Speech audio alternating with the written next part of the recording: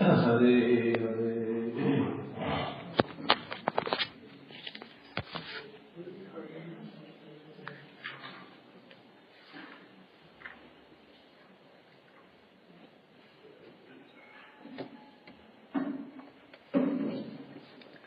श्री श्री बृहद भागवतमृतम प्रथम खंड सप्तम अध्याय चल रहा है हमारा। क्योंकि श्रवण किया इसमें हम लोगों ने कृष्ण ने यहाँ ये सिद्ध किया जो ब्रज में मैं नहीं जा रहा हूँ ये अकृतज्ञता का परिचय नहीं है। मैं अकृतज्ञ नहीं हूँ। जो मैं वहां नहीं जा रहा हूँ गोपियों के भले के लिए ही नहीं जा रहा हूँ,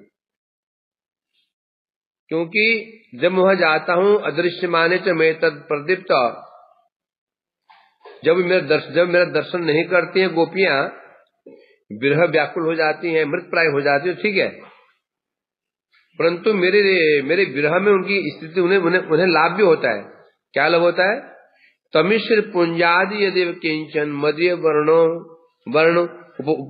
वर्णोपक्षते तय चुम्बनम स प्रेरभ्यते मध्या परम तक को अनुवर्णनीय। जब मैं उनके पास नहीं रहता हूं तो उस समय उनमें दो क्रियाएं होती हैं। एक तो मेरे विरह में वे मेरे विरह रूपी अग्नि में जलते हैं, तड़पते हैं, मृत प्राय हो जाते हैं, तो साथ ही उनको ही लाभ भी है। क्या लाभ है? मध्या अर्थात क्या बता रहे हैं यहाँ पर? तमिश्र पुंज आदि, तमिश्र पुंज कहते हैं घना घनघोर अंधकार आदि, घनघोर अंधकार आदि कहने से बादल अथवा तमाल वृक्ष। घनघोर अंधकार को देख करके आकाश में क्या जलीय मेघों को देख करके और वन में तमाल वृक्ष को देख करके, उनकी कांति को देख करके मदीय वर्ण उपमिक्षते, जब वो घने अंधकार को देखती हैं और तमाल वृक्ष को देखती हैं और आकाश मेघ को देखती हैं तो उन्हें मेरा जो वर्ण है, जो मेरे शरीर का वर्ण है, श्याम वर्ण है, वर्ण समान वर्ण होने के कारण उन वृक्षों को, तमाल वृक्षों को, उन मेघों को, अंधकार को मैं ही मान लेती है, कृष्ण मान लेती है, अर्थात मैं ही मान लेती है, मुझे मान लेती है। और फिर क्या करती है? परिरभ्यते सचुम्बनम, तब मध्य मेरी बुद्धि से उन वृक्षों के प्रति मेरी बुद्धि से, बादलों के प्रति मेरी बुद्धि से, घना अंधकार मेरी बुद्धि से परिरभ्यते आलिंगन करती हैं। सचुम्बनम आलिंगन चुम्बन करती, किसको? तमाल वृक्ष को। तो तमाल वृक्ष को करते हैं तो समझ में बात आती है, वृक्ष आलिंगन कर लिया, चुम्बन कर लिया। अब ये बादलों कैसे करी? तो आकाश में कैसे कर रही है? भाव से, मानो आलिंगन कर रही है और चुम्बन कर रही है। अंधकार को मानो आलिंगन कर रही है? तो इसे कह रहे हैं यहाँ पर उन बादलों को, उन तमाल वृक्षों को, अंधकार को मेरा स्वरूप समझ करके चुम्बन आलिंगन आदि करती हैं। अब तुम लोग बताओ, अब ये जो वृत्तांत है मैं किसको बताऊं? गोपी ऐसा करती हैं, इसे मैं बताऊं किसको? पात्र ही नहीं कोई। अब यहां टीका में कृष्ण ब्रजवासियों में सात्विक भाव के कारण जो उनकी चेष्टाएं होती हैं उसे दिखा रहे हैं। कृष्ण के विरह में जब उनके शरीर में सात्विक भाव, रोमांच, कब, असुर, पुलक, वैवर्ण, स्वरभंग, वेपथु, मूर्छा आदि प्रकट होते हैं, तब उनकी चेष्टाएं कैसी होती हैं, उनकी क्रियाएं कैसे होती है, तो बता रहे हैं। ब्रजवासी, यदि कृष्ण ब्रजवासी कहे जा रहे हैं, विशेषतः कृष्ण कहना चाहते हैं ब्रजवासियों में जो मेरी प्रियतमा गोपियां हैं वो क्या करती हैं? मेरे वर्ण के समान है घनघोर अंधकार को और तमाल आदि वृक्ष जो कि का देखने में कृष्ण वर्ण के होते हैं, उनको देख करके उसको मेरा स्वरूप समझ करके चुम्बन करे, आलिंगन कर रही है। अहो परम आश्चर्य का विषय है। अब ये जो वृत्तांत है, ये मैं अन्य किसको कहूं है? अर्थात मेरी लीला किस प्रकार से वो मेरी लीलाओं का अनुकरण करती हैं, वो इसे मैं किसे कहूं? अपितु वो वृत्तांत कहने योग्य है ही नहीं। ये वृत्तांत जो कहने योग्य भी नहीं है, क्योंकि वो जो वृत्तांत को श्रवण करने का अधिकारी से भी नहीं है। जो गोपी की दशा हो रही है ब्रज में इनकी, ये जो श्रवण करने का तो अधिकारी भी नहीं है, कहा किसे जाए? अधिकारी मतलब क्या? अर्थात उसका श्रवण करने से सभी को वैसा ही दुख होगा, सचमुच वर्णन, इसलिए वर्णन करने योग्य नहीं है। जो सुनेगा कुछ दुख होगा, तो दुख होगा तो फिर इसलिए वर्णन करने योग्य वो नहीं है। अतएव ब्रज में वास करके भी मैं उनको अधिक सुख दे करके पूरे विरह को दूर नहीं कर पाऊंगा। जो तुम कह रहे हो ब्रज में चले जाओ, चला भी जाऊं, उनको दर्शन भी दे दूं, उनके साथ रास विलास भी करूं, तो भी उनका दुख दूर नहीं कर पाऊंगा। बल्कि इसके विपरीत विरह में भी कभी कभी मेरा संदर्शन करती हैं, मेरा सुख का अनुभव करती है। कभी कभी विरह के समय भी कभी कभी मेरा दर्शन भी करती हैं, मेरे साथ रास, मेरा संभोग सुख भी अनुभव करते मुझसे। अभी यहाँ क्वेश्चन मान लगा रहे, तो क्या बताओ? जब मैं वहां नहीं रहता हूं, कभी कभी तो प्रसन्न रहती हैं, खुश रहती है। अब मैं जब वहां चला जाऊंगा, क्या वो प्रसन्न रह पाएंगी?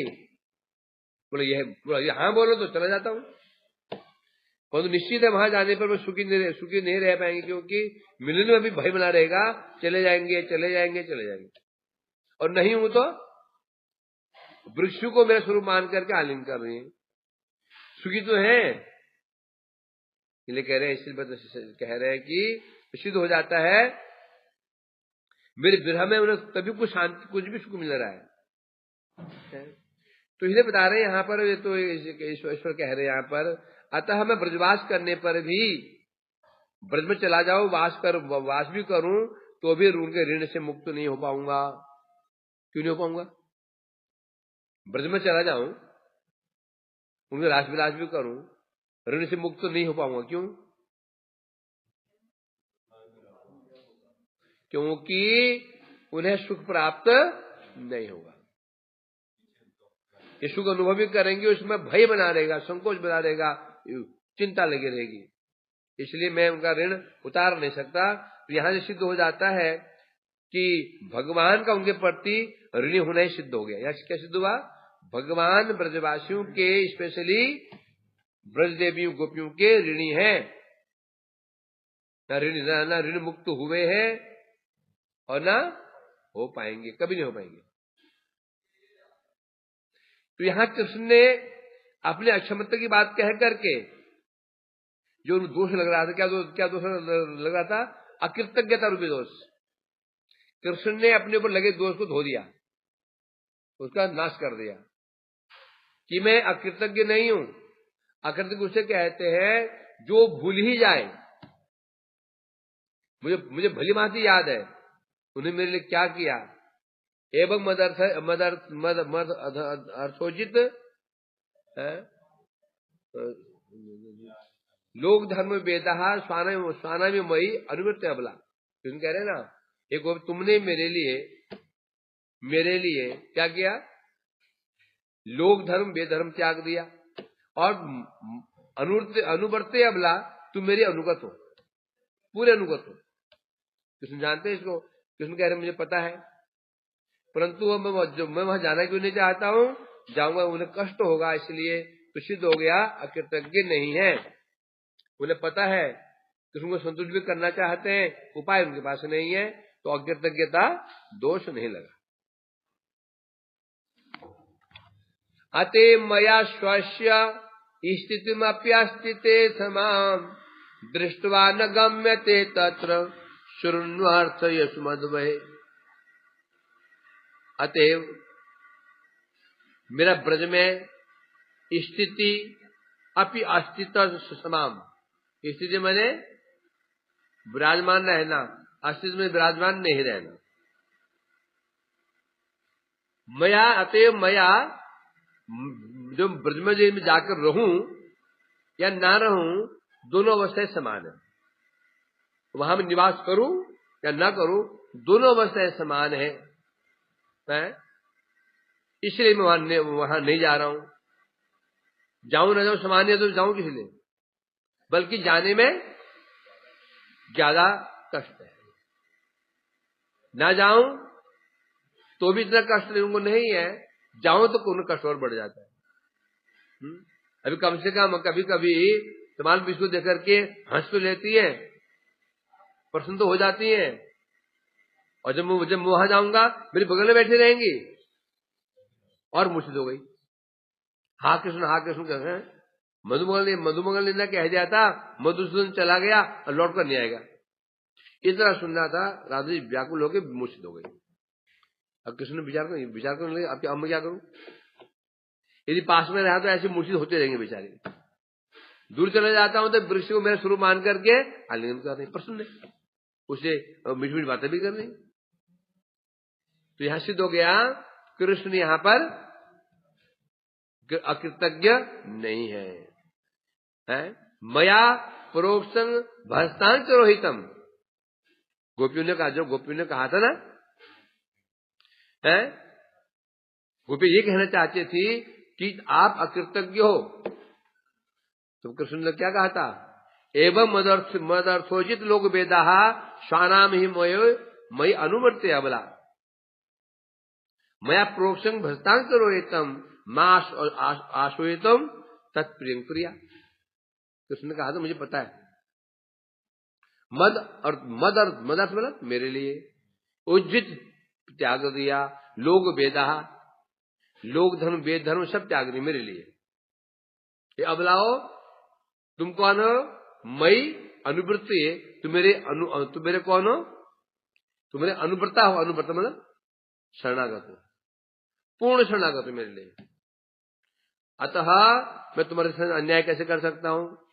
मैं प्रोक्षण भस्ताम तिरोहितं, मैं तिरोहित होकर के अप्रत्यक्ष रूप से मैं तुम्हारी सेवा कर रहा था, तुम्हारे भजन कर रहा था। अतः मां असूयुतम, अर्थात मैं तुम्हारा प्रिय हूं, मुझसे आपको असूया मैंने हिंसा नहीं करनी चाहिए, द्वेष नहीं करना चाहिए। हम जानते हैं इस चीज को, इसलिए कह रहे हैं यहां पर दृष्टवा न गम्य तत्र, यही देख करके न गम्य थे। क्या देख करके? स्थिति में अपने अस्तित्व समाम दृष्टवा, क्या देख करके? मैं देख रहा हूं मैं वहां स्थित रहूं या अस्तित्व रहूं, स्थित रहूं या अस्तित्व रहूं। स्थित अंतर क्या दोनों में? स्थित अस्तित्व, स्थित रहूं या अस्तित्व रहूं, दोनों समान है। यह देख करके ही लगे मैं तो तत्व, मैं जाता नहीं हूं। क्या मतलब इसका? स्थिति अस्थिति क्या होती है? स्थिति अस्थिति और अस्थिति इसलिए कहते हैं तत्व श्रृणु श्रृणु श्रृणु अर्थम यद युष्मद वह बता रहे हैं हमें। इसलिए मैं वहां नहीं जाता हूं, नहीं जा रहा हूं। अब टीका में कह रहे हैं तथापि मैंने तुमसे जो विवाह किया उसका भी कारण बता रहा हूं।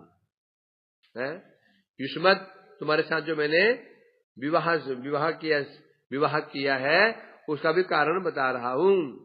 अपने एक एक दोष को कृष्ण खंडन कर रहे हैं। जो आरोप लग रहे थे ना, तो विवाह कर लिया, वो जो बड़ा प्रेम करते हैं, गोपी को धोखा दे दिया, चले गए, विवाह कर लिया, इसको भी कृष्ण खंडन करेंगे। मैं विवाह क्यों किया तो बता रहे हैं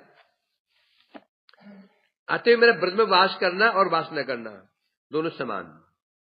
यह देख करके मैं वहां नहीं जा रहा हूं, अर्थात यद्यपि मैं वहां नहीं जा रहा हूं, कैसे?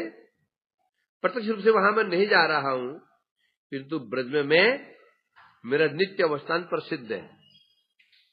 बाह्य रूप में मैं वहां नहीं जा रहा हूं, परंतु मेरा निवास ब्रज में नित्य निवास स्थान में बरसे के बाहर जाता ही नहीं हूँ। जो कहा ना कृष्ण ने, किसने क्या कि मैं क्या मैं नंदन हूँ क्या? नंदन तो बरस से बाहर जाते ही नहीं है। फिर यह द्वारका में ये मेरे बेस कैसा हो गया है कि मैं तो नंदन हूँ कि वसुदेव नंदन हूँ? आज कैसे ना यहाँ कह रहे हैं, यहाँ पर प्रत्यक्ष रूप से ब्रज में विराजमान तो नहीं हूँ, अप्रत्यक्ष रूप से नित्य मेरे वहां निवास स्थान है। इसलिए बता रहे, इसलिए पहले कहा है उनकी प्रीति के लिए ब्रज में वास करूं तो स्वस्थ नहीं होंगे। मैं चाहूंगा ब्रज में जाऊं, ब्रजवासी गोपियां संतुष्ट हो जाएंगी, और संतुष्ट कभी नहीं होंगी, बल्कि उनका कष्ट और बढ़ जाता है। इसलिए मैं वहां नहीं जाता है। मेरे दर्शन करते ही वे प्रेम से व्याकुल हो जाती हैं, उनके शरीर में शास्त्रीय भाव प्रकट हो जाते हैं, होते होते अंत में प्रेम मूर्छा प्राप्त हो जाती है। बताओ, और वैसा देखकर फिर है, और फिर मैं यहां फिर अंतर्धान हो जाता हूं तो व्याकुल भी हो जाती है। इस प्रकार से मैं किसी प्रकार से उनको स्वस्थ संतुष्ट नहीं कर पाता हूं, बल्कि अपितु उनको सुखी करने के लिए मुझे हमेशा व्यग्र रहना पड़ता है। कैसे करूं, परंतु अंत में फेल हो जाता हूं। सोचा तो इनके पास जाके इनसे रास विलास करूं तो ये दुखी हो जाती है, इनसे दूर हो जाता हूं तो दुखी हो जाती है। परंतु विरह संगम यदि तुलना की जाएगी तो संगम विरह विकल्पे वरम यह विरह संगम, संगम और विरह का जहां तुलना की जाएगी, विकल्प हो, कह रहे हैं मेरे में विकल्प हो, दो विकल्प हैं, या तो मिलन को चुनो या विरह को चुनो। कहते हैं वरम यह विरह, ये विरह वर श्रेष्ठ है, न संगम श्रेष्ठ नहीं है। क्यों? एक को संगम है, मिलन में क्यों एक ही होता है, और विरह अखिलम तन्मयम हरि, और विरह के समय सर्वत्र हरि हरि।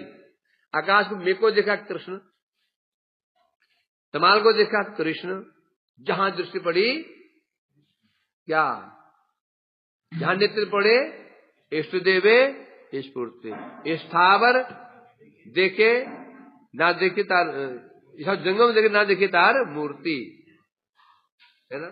स्थावर जंगम देखे ना देखे तार मूर्ति, जहां जहां दृष्टि पड़े इष्ट देवे स्फूर्ति।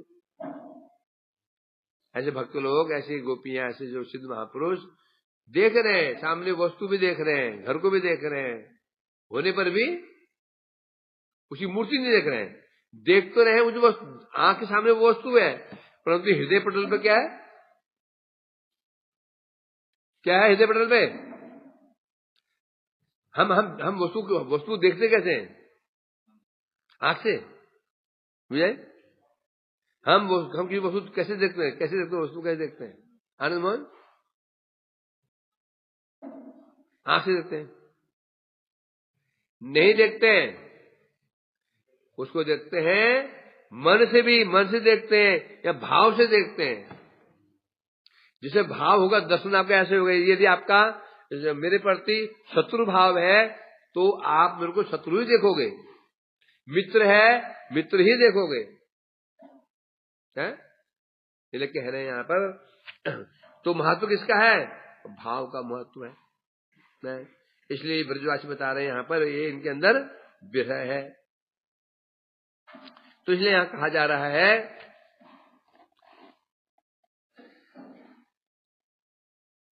तो ब्रजवासी प्रसन्नता के लिए मैं उनसे विहार भी करता हूँ, लीलाएं भी करता हूँ, तो भी इतना करने पर भी उनको मैं प्रसन्न नहीं कर पाता हूँ। कृष्ण द्वारा हस्तिनापुर है और मथुरा मंडल में गमन के विषय में जब कृष्ण मतलब की बरस से मथुरा में गए थे या द्वारका से हस्तिनापुर गए थे, क्या कभी द्वारका से किस कार्यवश हस्तिनापुर जाते पांडवों से मिलने के लिए? और यहाँ से व्रत से मथुरा में गए। तो जब मथुरा में गए, मथुरा की रमणियों ने, और जब कृष्ण हस्तिनापुर गए, वहां की स्त्रियों ने कृष्ण पर क्या कहा है, क्या बता रहे हैं यहाँ पर, वो स्तुति प्रमाण है। हस्तिनापुर के जो निवासी थे, स्पेशली वहां के स्त्रियों ने क्या स्तुति की थी। और कृष्ण जब व्रत से मथुरा में गए, मथुरा के लोगों ने, स्पेशली मथुरा की जो युवतियां थी, उन्होंने क्या प्रार्थना की थी, इसका प्रमाण है। इसी प्रकार से कौरव स्त्रियों ने जब कृष्ण द्वार हस्तिनापुर गए थे, तो वहां की जो कौरव स्त्रियां थी, कौरव स्त्री कहने से,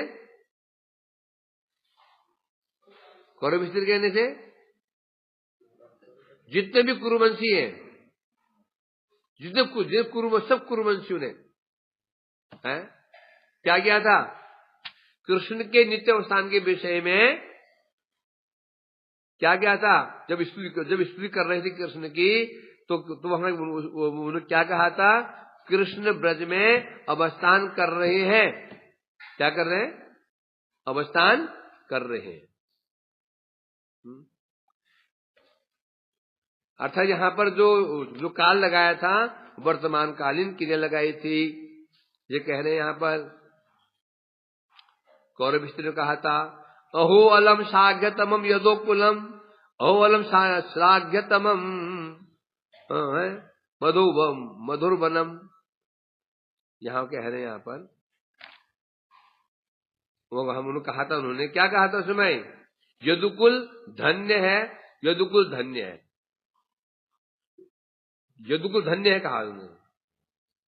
समझे कि नहीं, होना क्या चाहिए, यदि समय होता पास्टर का तो क्या होता, यदुकुल धन्य हुआ था। यदुकुल धन्य है कह रहे हैं कि ये कौन सी क्रिया है, वर्तमान क्रिया के। वृंदावन कृष्ण के आने के कारण वृंदावन धन्य हो गया था,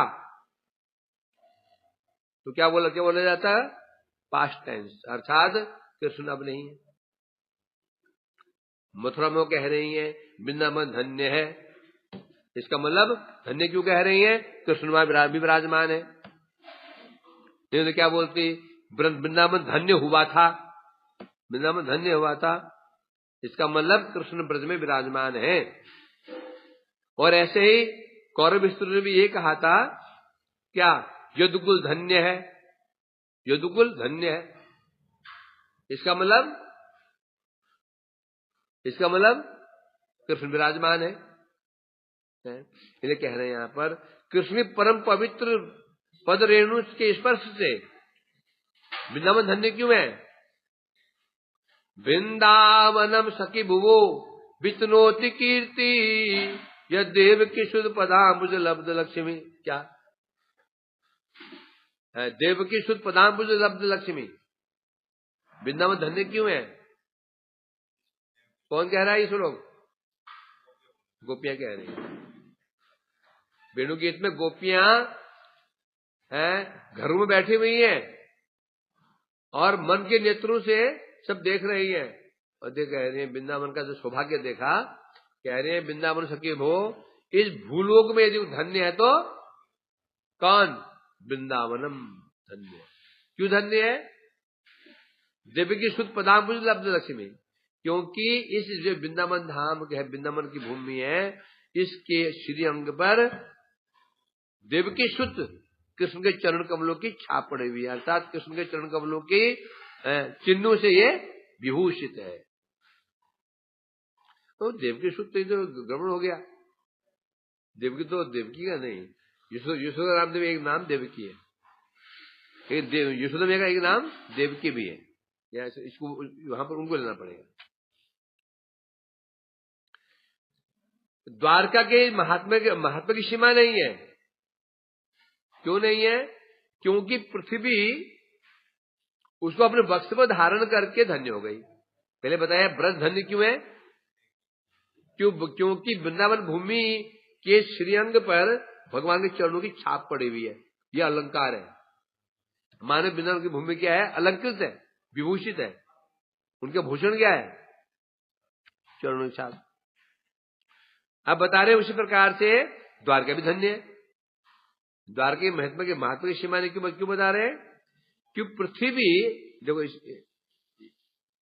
कभी कभी होता है ना, विशेषण की महिमा होती है कई बार, क्योंकि विशेष की महिमा होती है। पहले क्या बताया?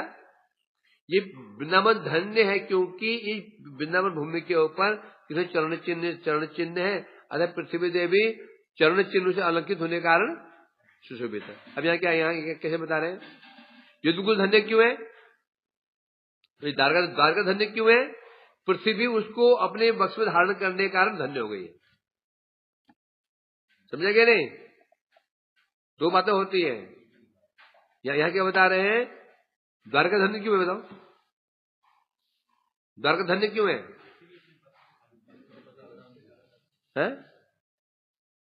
द्वारका धन्य क्यों है?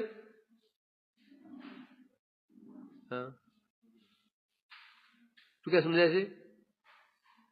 वो द्वार पढ़ रहा हूं, बताना, ठीक है ना? द्वारका की महिमा की सीमा नहीं है। पृथ्वी उसको अपने वक्ष में धारण करके धन्य हो गई है। कैसे बताओ?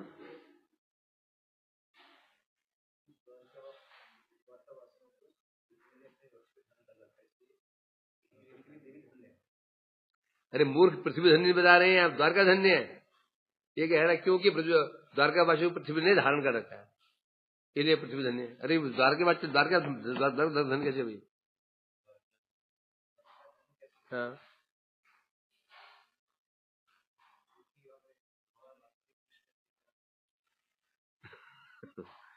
क्योंकि पृथ्वी देवी द्वार को धारण करने का धन्य हो गई है। पृथ्वी ने धारण किसे क्या है? क्या है? द्वारका को। और धन्य कौन हुई है? पृथ्वी धन्य हुई है। क्यों धन्य हुई है? इसी कारण, द्वारका के कारण। तो महिमा किसकी हुई? द्वारका की। इतना भी समझ में आ जाती। तू क्या बोल रहा था जब तक? भाव क्या था? तेरे भाव था। क्यों धन्य हुई? तूने कहा था क्योंकि पृथ्वी धारण करती है किनको? द्वारका पास, इसलिए पृथ्वी धन्य है। पूरा गलत है, थोड़ा गलत किया। क्योंकि पृथ्वी धन्य क्यों आया? नहीं बताया ना, भगवान की जो बात ही क्या है? भगवान के आश्रित जो भक्त हैं, उनका आश्रित ग्रहण कोई करता है तो चाहे वो नीच जंगली भीली क्यों नहीं हो, उधार हो जाता है। तो महिमा किसकी हुई यहाँ पे? महिमा किसकी हुई यहाँ पे? अर्थात तो भगवान का तो कहना है क्या? शुरू किया पीछे, भगवान के चरणों के आश्रित जो भक्त हैं, उनका आश्रय ग्रहण करने से किरात हुण आंध्र जितने भी होते हैं, ये भी पवित्र हो जाते हैं। कैसे? भगवान के चरणों के आश्रित जो है, उसे आश्रय ग्रहण करने से। तो भगवान की फिर तो महिमा किसकी हुई? इसलिए कह रहे, पहले बता रहे द्वारका धन्य क्यों है? क्योंकि द्वारका को धारण किया पृथ्वी देवी ने, और पृथ्वी देवी धन्य हो गई है। कारण या कारण कौन है धन्य होने का? द्वारका धन्य। इसलिए कह रहे हैं यहां पर 10वें स्कंद में मथुरा की स्त्रियों ने भी कहा था, 10वें जो कृष्ण में मथुरा में घूम रहे थे, क्या कहा था? ब्रज भूमि कितनी पुण्यवती है, कहा था ना, पुण्यवत ब्रज भुआ। अहो, बड़े आश्चर्य की बात है, ब्रज भूमि बड़ी पवित्र पुण्यवती है। शिव लक्ष्मी, क्योंकि शिव लक्ष्मी जिनके चरणों की पूजा करते हैं, शिव लक्ष्मी ब्रह्मा आदि पूजा किसी पूजा करते हैं? कृष्ण के चरण कमलों की पूजा करते हैं। और वही परम पुरुष कृष्ण इस ब्रज में मनुष्य रूप धारण करके गुप्त रूप से वरमाला धारण करते हैं और वेणुवादन करते हुए यहां विहार करते हैं। ये स्थिति है। क्यों धन्य है पृथ्वी? ब्रजभूमि धन्य क्यों है? लक्ष्मी, ब्रह्मा, शिव जिन भगवान की पूजा करती हैं, उनका दर्शन नहीं कर पाते हैं, वो कृष्ण ब्रज में रह करके कैसे घूम रहे हैं? मनुष्य लिंगम, कैसे बोले? मनुष्य लिंगम, परम ब्रह्म मनुष्य लिंगम। मनुष्य लिंग कहने से मनुष्यवत, लिंग कहने से लक्षण। मनुष्य के लक्षण क्या होते हैं? मनुष्य के लक्षण क्या है? जन्म होना, जन्म, वृद्धि, जो लक्षण दिखे जा रहे ना, जो जन्म भी हुआ उनका, फिर वो घुटनों के बल चले, फिर थोड़ा बड़े हुए, फिर चंचलता, फिर विवाह, बाल बच्चे, है कि नहीं है? इसलिए बता रहे हैं यहां पर कैसे मनुष्यवत भगवान इस वृंदावन में कृष्ण स्वयं लक्ष्मी के पूज्य है, ब्रह्मा के पूज्य, एक ब्रह्मा वरुणेन्द्र रुद्र मृत स्तवंती दिवेस्तवै वेदे सांगपत कर्मोपनिषदय गायत्रीयम सामगा। पश्यदियम योगी ना, फिर बस हो गया। यशांतम न विदो, सब भूल जाते हैं।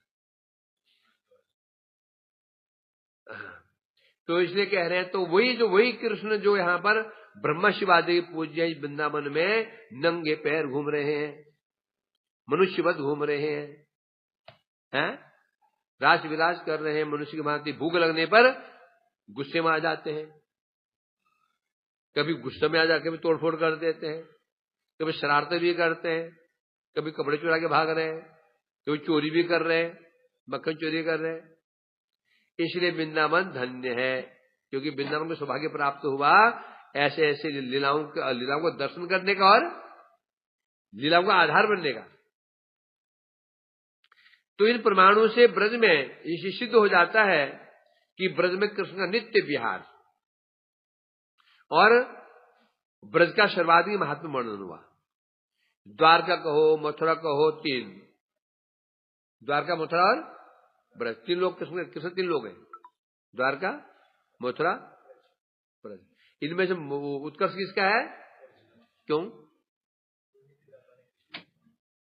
नित्य विराजमान तो मथुरा में ही है और द्वारका में भी विराजमान है, परंतु महात्मा की अधिक किसका? महात्मा अधिक क्यों हुआ ब्रज का? क्योंकि ब्रज में जो ब्रजवासियों में जो प्रेम है, जो अगाध प्रेम है, वो प्रेम किसी और के अंदर नहीं है, तो कृष्ण का भी किसी और के प्रति नहीं है। द्वारकावासी मथुरावासी, इनका प्रेम कृष्ण में इतना अधिक नहीं है, तो कृष्ण का भी उन्हें पूर्ण प्रेम इतना अधिक नहीं है, एक सीमा तक है। परंतु ब्रजवासियों प्रेम कृष्ण में कैसा है? सीमा रहित। और कृष्ण प्रेम कैसा है? सीमा रहित। कृष्ण का सीधा सा एक उसूल, क्या उसूल है? ये यथा सांस, टीट फॉर टैट, जैसे करोगे आधा दोगे आधा ही पाओगे, पौना दोगे पौना ही पाओगे, एक चौथाई दोगे एक चौथाई पाओगे, और पूरा दोगे तो पूरा पाओगे। ये बड़ी समस्या है। इसलिए कहते हैं यहां पर, इसलिए गौलोच में क्या होगा, तो ब्रज का सर्वाधिक महत्व यहां व्यक्त हुआ। पद्म पुराण के उत्तरखंड में शिव पार्वती संवाद के द्वारा ऐसा सिद्ध होता है कि भगवान का ब्रज में आगमन हुआ। ब्रज बाद में कृष्ण ब्रज में आए थे, किसमें? पद्म पुराण के उत्तरखंड में शिव पार्वती संवाद में ऐसा कहा गया है।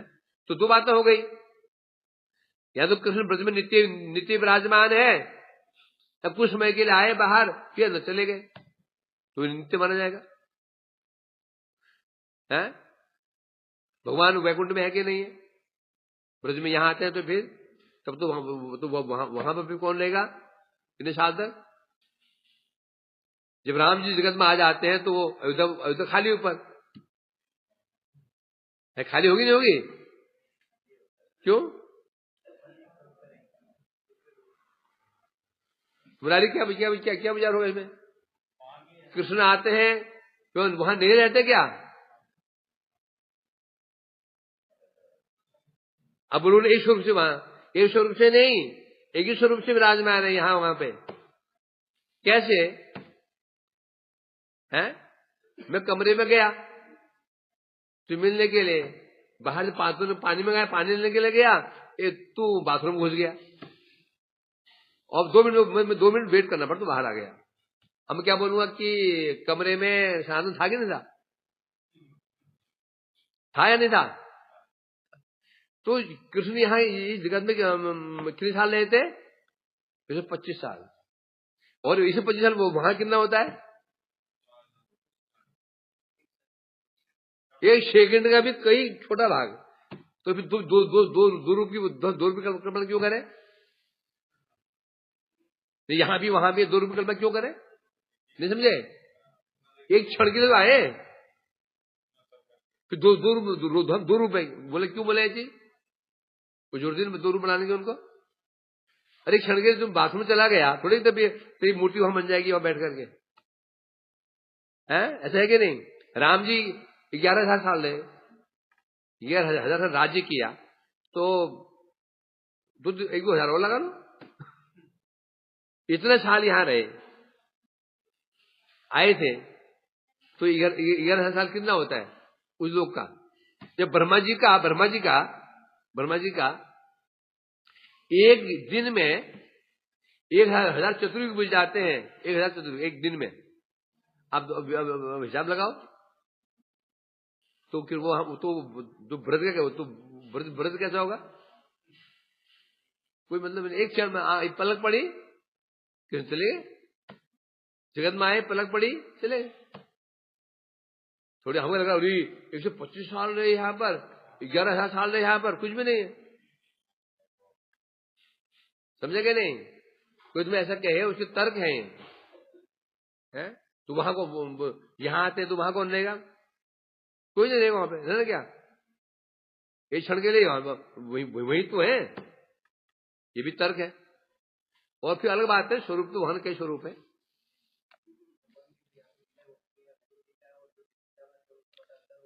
कुछ अंतर तो है ही, कुछ वैशिष्ट तो रहेगी, फिर तो महत्व क्या रहेगा? हम कुछ वैशिष्ट रहेगा ना।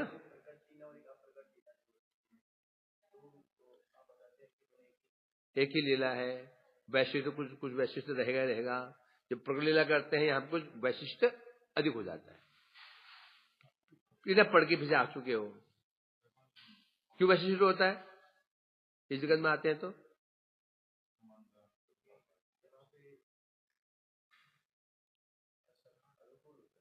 फिर वहां से अनुकूलता रहती है। यहाँ क्या, यहाँ प्रतिकूलता भी रहती है। कहीं मैं पढ़ रहा था, टीका पढ़ा, जैसे बोला ना, जैसे मोती है ना, मोती होता है, वो उसी सुबह कहाँ होती है?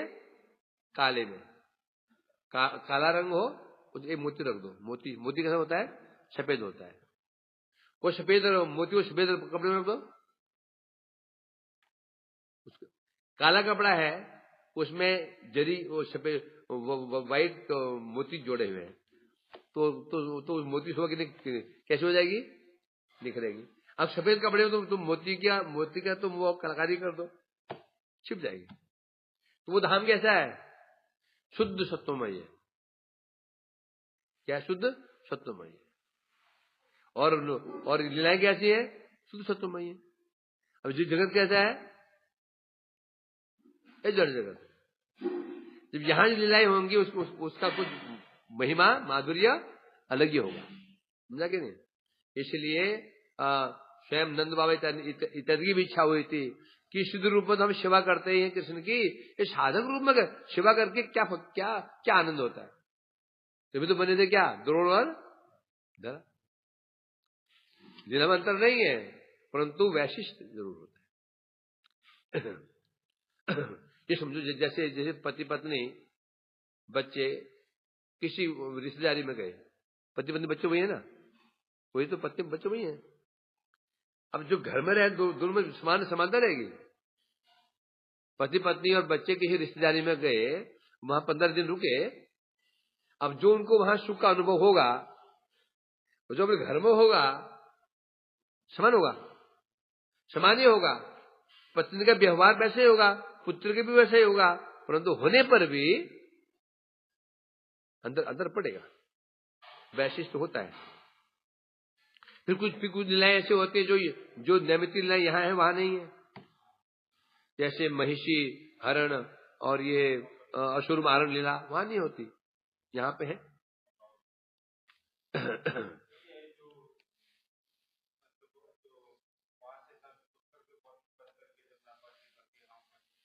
हाँ, दतिया वो अब जैसे जैसे इसमें कह रहे हैं कि किस कहा गया था ये पद्म पुराण उत्तराखंड में ऐसा वर्णन है, शिव पार्वती समाज में कृष्ण आए थे। गलत ये भी नहीं है, गलत ये भी नहीं है। क्यों गलत नहीं है? कल्प भेद के अनुसार ऐसे हुआ, कल्प भेद ऐसे हुआ। एक कल्प में कृष्ण कितनी बार आते हैं? एक बार आते हैं। एक कल्प में भगवान स्वयं श्री कृष्ण एक बार जगत में लीला करते हैं, और हर कल्प समान तो होगा नहीं, वैशिष्ट तो रहेगा ना। इसलिए जहां कहीं पर ऐसे लीलाओं में भेद दिखा जा रहा हो तो फिर वो ये कहने की जरूरत नहीं है नहीं वहां गलत था, ये ठीक नहीं, ये ठीक वो गलत था, नहीं, वो भी ठीक है, ये भी ठीक है, नहीं है। परंतु ग्रंथ के अनुसार अभी ये पद्म इसके अनुसार आए हैं, क्या मानना पड़ेगा? वो भी ठीक है, ये भी ठीक है। कल भेदेश तो हरि का था, हल्का बहुत समान ही हुआ, तो वैशिष्ट क्या रहेगा? ये ग्रंथ है ना, इसके द्वितीय खंड में जब पढ़ेंगे हम गोप मार्ग संवाद, ये प्रथम खंड है ना। इसके पात्र कौन है? नारद जी। और उसके पात्र कौन है? गोपकुमार। जब वहां पढ़ेंगे हम लोग द्वितीय खंड में, जब गोलोक महात्मा का वर्णन किया जाएगा, वहां ये प्रतिपादित किया जाएगा गोकुल में भगवान का निरंतर विहार होता है, उसमें ही वर्णन किया जाएगा। किसमें? दूसरे खंड में, इसके दूसरे खंड में। अब यहां पर सत्यभामा आदि महेश्वरी के प्रति कृष्ण ने पुनः व्रतगमन। अब यहां पर सत्यभामा और महेश्वरी कृष्ण ने स्पष्ट नहीं कहा कि मैं व्रत में जाता हूं, मैं जाऊंगा नहीं कहा उन्होंने, जाता हूं ये भी नहीं कहा उन्होंने। क्यों नहीं कहा?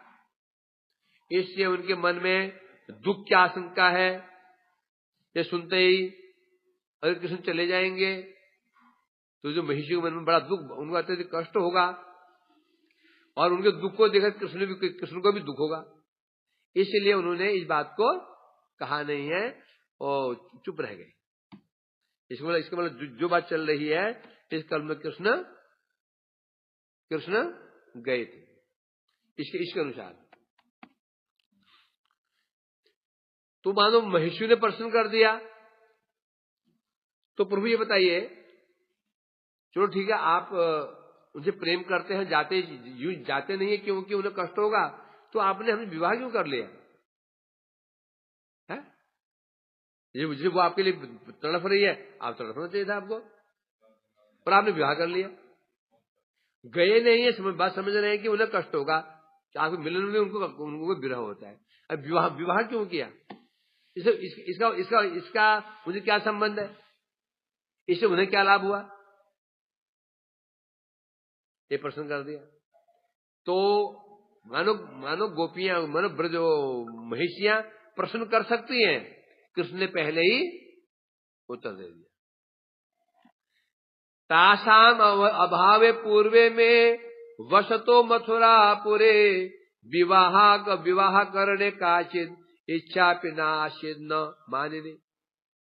कृष्ण कह रहे हैं, हे मानिनी, जब मैं गोपियों को छोड़ करके ये मथुरा में आया था, वहां वास कर रहा था, मथुरा में रहते हुए, काशित इच्छा पे नाशित विवाह करने, उस समय मेरी विवाह करने की लेश मात्र इच्छा नहीं थी। जब व्रत छोड़ के मैं मथुरा में आया था, उसमें विवाह करने की लेश मात्र भी मेरी इच्छा नहीं थी। यहां शब्द क्या लगाया? हे मानिनी। अब यहां कृष्ण बता 600 लोगों बता रहे हैं, 600 लोगों में कि मैंने विवाह क्यों किया। 600 लोगों में इसका उत्तर देंगे मैंने विवाह क्यों किया। जब गोपी से विच्छेद होने पर मथुरा में आया मैं, तो विवाह करने की तनिक भी इच्छा नहीं थी, किंतु अब महिषी को पत्नी रूप में अंगीकार करने के प्रसंग में पहले इच्छा तो नहीं थी, द्वारका में कभी शादी कर ली उन्होंने, वो भी कितनी, 8 मुख्य शादियां, 8 मुख्य, और जो 16,100 वो तो गौण, वो जो राजकन्या उसे विवाह किया। अब हम बता रहे हैं कारण यही क्या, मैंने सत्यभामा से विवाह क्यों किया, रुक्मिणी से क्यों किया, अब बताएंगे करके। है मद अनाप्त्याद रुक्मिणिया वांछत्या प्राण मोचनम श्रुत्वाश विप्रवदनादार्ति विज्ञप्ति पत्रिकाम महादुष्ट नृपश्रेणी दर्पम संहरता मया पाणी गृहीत संग्रामे हित्वा राज्ञा प्रपश्यताम। पहले नंबर आया रुक्मिणी का। अब सुनो, मैं रुक्मिणी से विवाह क्यों किया, इच्छा नहीं थी। मद अनाप्त्या तो रुक्मिणी, जब रुक्मिणी मेरे को प्राप्त नहीं कर पाई, वो भी विवाह करना चाहती थी, और विवाह तय हो गया शिशुपाल से। रुक्मिणी ने उनका विवाह तय कर दिया, किसी से तय कर दिया, शिशुपाल से। तो मुझे प्राप्त नहीं कर पाई, प्राण मोचन वांछांत्या, उस समय रुक्मिणी ने प्राण छोड़ने की इच्छा की थी, प्राण त्याग की इच्छा उन्होंने की थी। कहां सुना इसको, विप्र बदनाथ आरती विज्ञप्ति पत्रिका।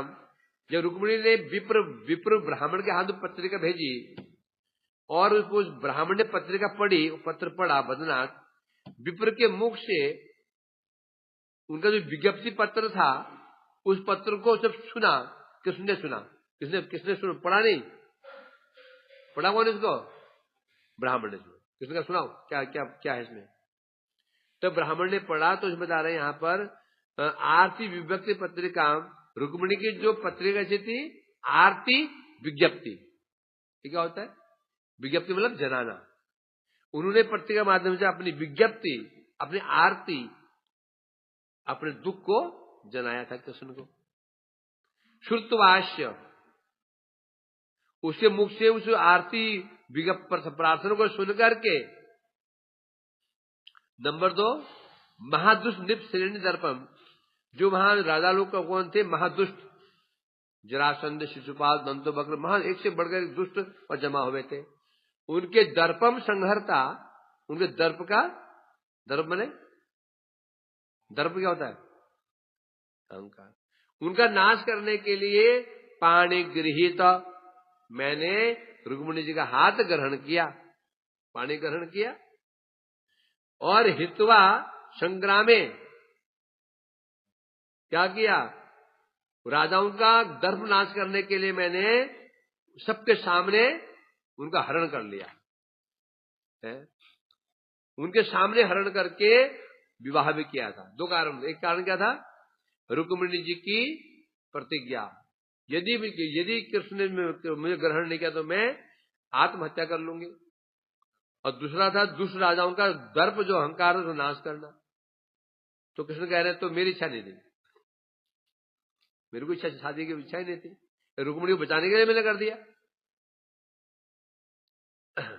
मानो रुक्मिणी ने प्रश्न किया, आपकी विवाह की इच्छा नहीं थी, तो फिर आपने इतनी व्यग्रता पूर्वक विवाह क्यों किए। जो भीष्मक नंदन ने रुक्मिणी से विवाह किया, भागे भागे पहुंचे, रात अगले भागे, सेना भी साथ में नहीं ली, क्यों भागे, दौड़ के पहुंच गए एक रात में। आपकी इच्छा होगी ना, तो इच्छा तो होनी चाहिए आपकी, होगी आपकी इच्छा। तब कह रहे मेरी कोई इच्छा नहीं थी, रुक्मिणी ने प्रतिज्ञा की थी, यदि वो मुझे प्राप्त नहीं कर पाएगी तो प्राण त्याग कर देगी, इसलिए मैं रुक्मिणी की प्राणों रक्षा करने के लिए वहां गया था है? और दूसरा क्या था, दुष्ट राजाओं का दर्प चूर्ण करना, क्योंकि रुक्मिणी ने कहा था, श्लोक में बताया यहां पर क्या कहा तूने, श्रुत्वा गुणान भुवन सुंदर, हे भुवन सुंदर, अभी गुणों को सुन करके श्रृणवतांग में निर्विष्य कर्ण विवरे हर तो अंग तापम। क्या बता रहे, जब से मैंने आपका नाम सुना है, नाम सुन करके ही क्या हो गया, मेरे मन आप में निविष्ट हो गया।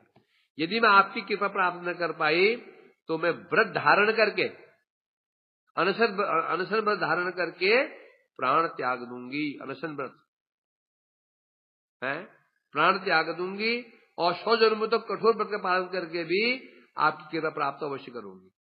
तो कठोर उन्होंने प्रतिज्ञा की थी रुक्मिणी जी ने, है? और भी उन्होंने लिखा था कुछ, हे भुवन सुंदर, आपको जो सब गुण हैं, कैसे गुण हैं? जो वो गुण किसी कानून में प्रवेश कर जाते हैं तो अंग तापम हर तो सारे उसके ताप नष्ट हो जाते हैं। इसलिए कहा जा रहा है, और अतः मेरा चित्त भी आप में आसक्त हो गया है, यदि आपने ग्रहण नहीं किया तो मैं देह त्याग दूंगी। इस प्रकार से दीनता का निवेदन किया था और पुरोहित के पुत्र के हाथ, ब्राह्मण के हाथों नहीं भेजा था, जो पुरोहित के पुत्र के हाथों भेजा था। क्यों पुरोहित के हाथ क्यों नहीं भेजा?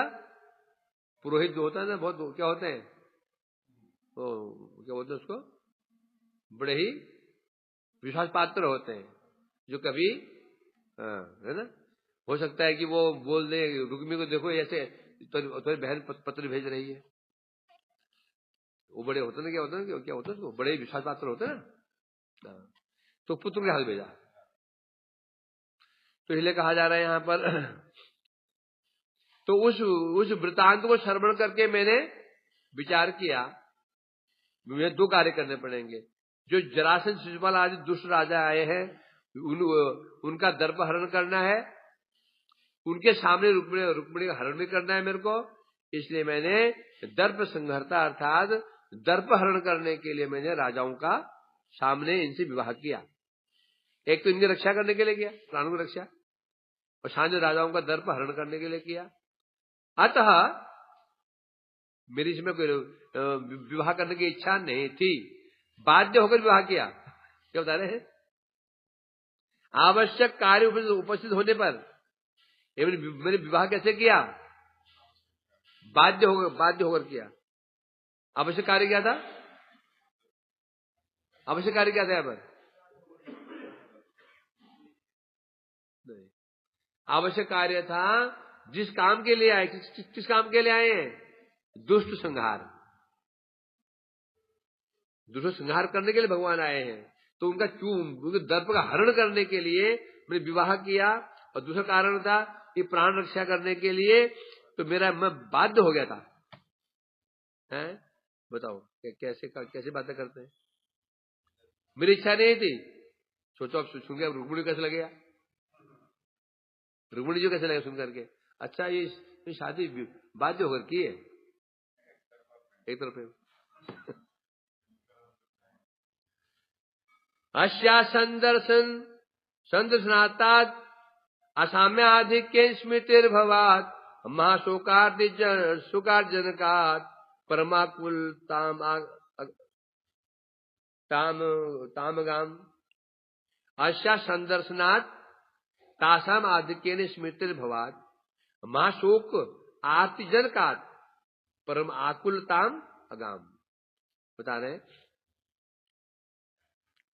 किंतु रुक्मिणी के दर्शन से, जब रुक्मिणी का दर्शन किया, देखा इसको, तो गोपियों का स्मरण और अधिक होने लगा। क्या बता रहे हैं? अशा दर्शनाथ, अच्छा मतलब किसके? रुक्मिणी का दर्शन करते सबसे पहले विवाह किससे किया? किसने? पहले रुक्मिणी पहले विवाह हुआ है।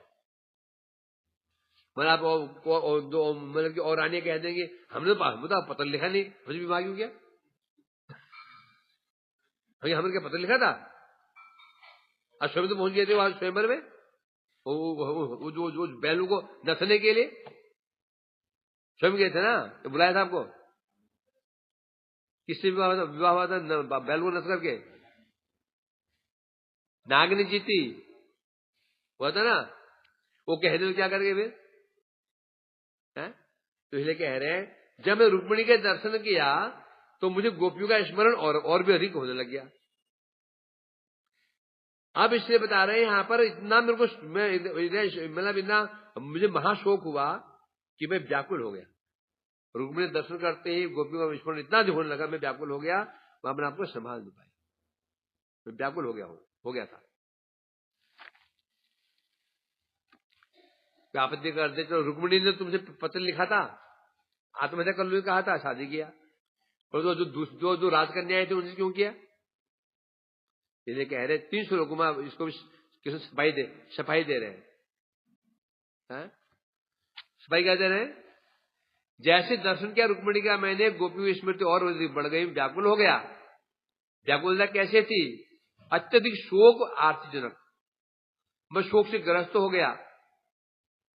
क्यों ऐसे क्यों हुआ?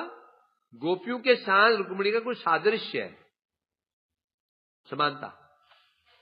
रुक्मिणी के साथ गोपियों को समानता है। किस समानता? समानता किसकी होगी इसमें? गोपियों की समानता होगी कि रुक्मिणी की होगी? हैं? किसकी होगी बताओ? इसलिए कह रहे हैं यहां पर कुछ रुक्मिणी का सादृश्यता है, गोपियों का नहीं। गोपियां रुक्मिणी समान नहीं है। रुक्मिणी कुछ कुछ गोपियों के समान है, ऐसे उपन दी जाती है। एक होता है गोपियां रुक्मिणी के समान है, ये गलत हो गया। असल बात क्या है? रुक्मिणी कुछ गोपियों के समान है। किस रूप में कह रहे हैं? जब मैंने इसका दर्शन किया तो मुझे कुछ गोपियों की स्मृति हो गई। कारण क्या था? कुछ समानता थी। इस प्रकार से बता रहे तो मैंने विवाह किया। अब बताइए सत्यभामा से विवाह क्यों किया, कालिंदी से क्यों किया? किसको पूरा सिपाही देनी पड़ रही है, और वो भी कहां पे? अपने घर में है। ये हाल है।